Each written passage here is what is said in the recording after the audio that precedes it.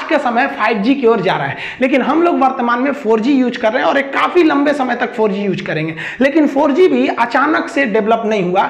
4G की जितनी requirement थी उतना कोई भी कंपनी पूरी नहीं कर पा रही थी।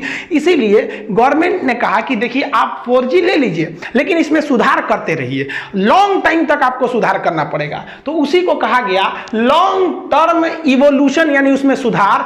तो लॉन्ग टर्म इवोल्यूशन को आप LTE करते हैं।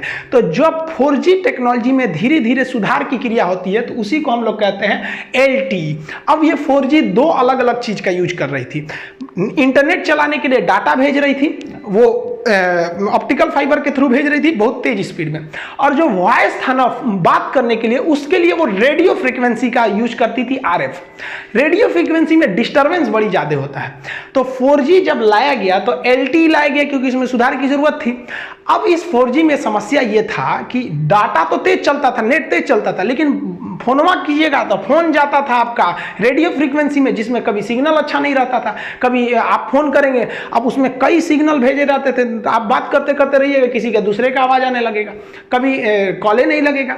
तो वॉइस की बड़ी समस्या रहती थी।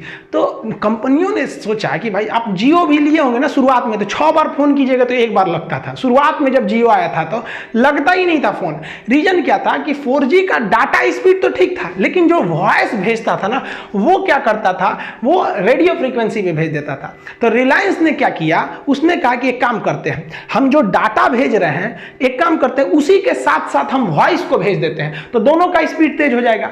तो उसने इस LTE में वॉइस भी जोड़ दिया, तो उसी को कहा गया वॉइस ओवर LTE। तो LTE का तो पहले पता है, बस उसमें वॉइस ओवर जोड़ देंगे तो वोल्टी हो गया।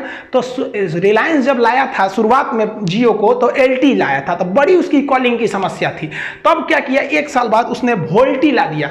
अब इसमें कॉलिंग समस्या नहीं, जहां से नेट जा रहा है वहीं से आपका वॉइस को भेज दे रहा है। और ये क्या करता है, वॉइस को प्रेफरेंस ज्यादा देता है।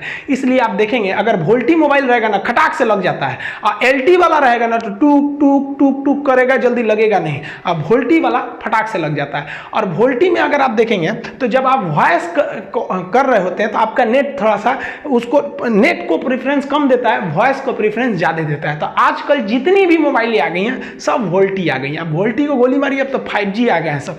तो 4G की शुरुआती कंडीशन LTE, उसका एडवांस वर्जन वोल्टी हो गया। आपको सिम कार्ड लेना रहता है, मोबाइल तभी काम करेगा कॉल के लिए जब आपके पास सिम हो। सिम के लिए आपको एक डॉक्यूमेंट देने पड़ते हैं, आप कोई भी डॉक्यूमेंट दे सकते हैं। आप जब इस सिम को मोबाइल में लगाते हैं, आप कॉल करते हैं, तो आपके मोबाइल में एक लगा रहता है माइक्रोफोन, जो आपकी आवाज को सिग्नल में बदल के एंटीना से भेज देता है। लेकिन इस एंटीना की क्षमता इतनी नहीं रहती है कि आप दिल्ली से मुंबई फोन लगाइएगा तो डायरेक्ट दिल्ली से मुंबई आपका मोबाइल छोड़ सके, उतना उसकी क्षमता ही नहीं है। और ना ही इतनी क्षमता किसी टावर की रहती है, और इम्पॉसिबल ही है क्योंकि पृथ्वी ऐसे गोल है और आप ऐसे तरंग को सीधा छोड़िएगा तो उधर ही गायब हो जाएगा। तो एक तो पृथ्वी गोल है, इसके बीच में बहुत सारे रुकावटें हैं, पेड़ है, बिल्डिंग है, तो डायरेक्ट वायरलेस तो कभी कम्युनिकेशन हो ही नहीं पाएगा। यहाँ पर देखिए जैसे हम कॉल करेंगे तो हमारा मोबाइल का जो एंटीना होता है वो टावर को मैसेज कर देगा। ये टावर जो होता है वायर के थ्रू, नीचे नीचे इसमें वायर गया रहता है ऑप्टिकल फाइबर के थ्रू, ये मैसेज भेजता है अपने नियरेस्ट एक्सचेंज ऑफिस। तो जो मोबाइल का एक्सचेंज ऑफिस होता है उसे हम कहते हैं मोबाइल स्विचिंग सेंटर। अब ये मोबाइल स्विचिंग सेंटर क्या होता है कि जब आप मोबाइल सिम खरीद रहे होते हैं ना, तो आपका जो डॉक्यूमेंट होता है, आपका मोबाइल नंबर में कौन सा डॉक्यूमेंट रजिस्टर्ड है, इसको ये यहीं ले आकर सेव किया रहता है। तो जैसे आप फोन करते हैं तो ये पता चल जाता है कौन आदमी फोन कर रहा है, और आप जिस नंबर को फोन कर रहे हैं वो नंबर भी, तो जब सिम खरीदा होगा तो डॉक्यूमेंट दिया होगा, तो वो इस सब सारा डाटा इसके पास रहता है। इसको पता चल जाता है कि वो आदमी कहाँ है, पता चला वो दिल्ली में है। तो जैसे आप फोन किया, आपका टावर मोबाइल स्विचिंग सेंटर को भेज दिया। अब इस स्विचिंग सेंटर को पता है कि जिस नंबर पे आप कॉल किए हैं वो दिल्ली में है, तो ये क्या करेगा, दिल्ली के टावर को नहीं भेजेगा, दिल्ली के स्विचिंग सेंटर को भेज देगा। अब ये दिल्ली के स्विचिंग सेंटर को भेज दिया, जिसे हम लोग शॉर्टकट में MSC कहते हैं, मोबाइल स्विचिंग सेंटर। अब ये स्विचिंग सेंटर के पास आ गया। अब ये स्विचिंग सेंटर को पता है कि ये जो बंदा का मोबाइल है वो किस टावर के रेंज में है, तो अब ये उस मुंबई या दिल्ली जहां भी कॉल लगाए हैं वहां जो टावर का रेंज है ये वहां भेज देगा टावर को।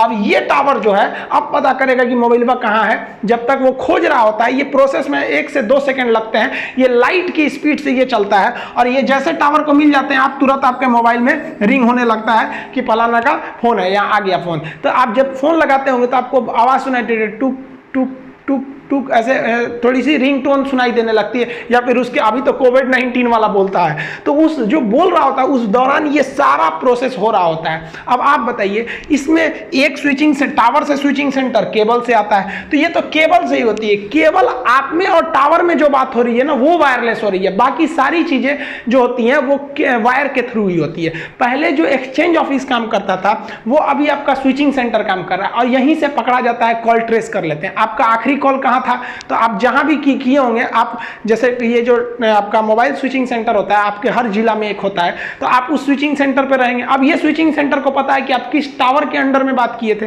अब पुलिस को ट्रेस करना रहता है तो बस वही स्विचिंग सेंटर को पता करती है किस स्विचिंग सेंटर के अंडर में, वहां पता करता है, पता करे तो किस टावर में है, कितने डायरेक्शन में है, और आपका लोकेशन पता कर लिया जाता है। टावर में जो होते हैं ना, टावर में दो तरह के एंटीना का प्रयोग किया जाता है। एक देखेंगे ये चपटा वाला एंटीना होता है, ये चपटा वाला जो एंटीना होता है यही मेन एंटीना होता है, चपटा वाला, इसे हम लोग कहते हैं जीएसएम एंटीना। यही कॉल को रिसीव करता है और यही कॉल को छोड़ता है। जीएसएम एंटीना आपका इसी से मतलब होता है। लेकिन आप इसमें गोल गोल भी देखे होंगे, ये गोल जो थरिया के टाइप का लगाया है ना, इसे हम लोग कहते हैं माइक्रोवेव एंटीना।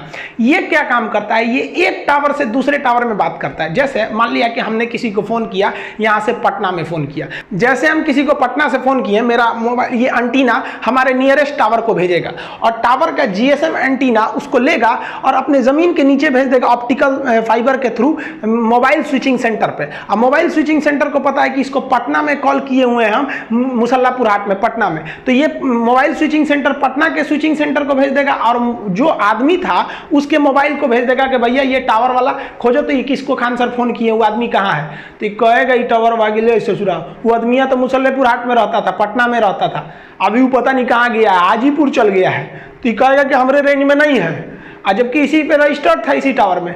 तब इसमें देखेंगे तो इसमें काम आता है ये गोल वाला छतरिया माइक्रोवेव। अब ये क्या करेगा, पटना से उसको भेज देगा कि कहाँ पे है, खोजेगा उसको कहाँ पे है, तो पता चला हाजीपुर में है, तो वहाँ पे वहाँ के टावर को भेज देगा। तो जब कभी आप रेंज के बाहर रहते हैं तो आपका टावर उस रेंज के टावर को कैसे मैसेज करेगा, तो ये गोल का जो धोदड़ है ना, इसी को कहते हैं माइक्रोवेव एंटीना। ये टावर टू टावर में बात करने का काम करता है जब आप अपने रेंज के बाहर रहते हैं। जैसे आपका होम रेंज होगा कोई कि आप किस रेंज में है, अब दूसरे में चले गए तो दूसरा टावर आपको सर्विस देता है। पहले क्या था, देखिए अभी इसमें लगता होगा कि एक ही कंपनी का टावर, कोई एक कंपनी टावर लगा दी, बाकी सब भी उसी से आके जुड़ जाते हैं, जैसे कि भाई हमसे भी शेयर ले लो, क्योंकि भाई ऊंचाई पे ही तो रखना है इन सबको। तो ये दोनों में आप अंतर समझ में आ गया।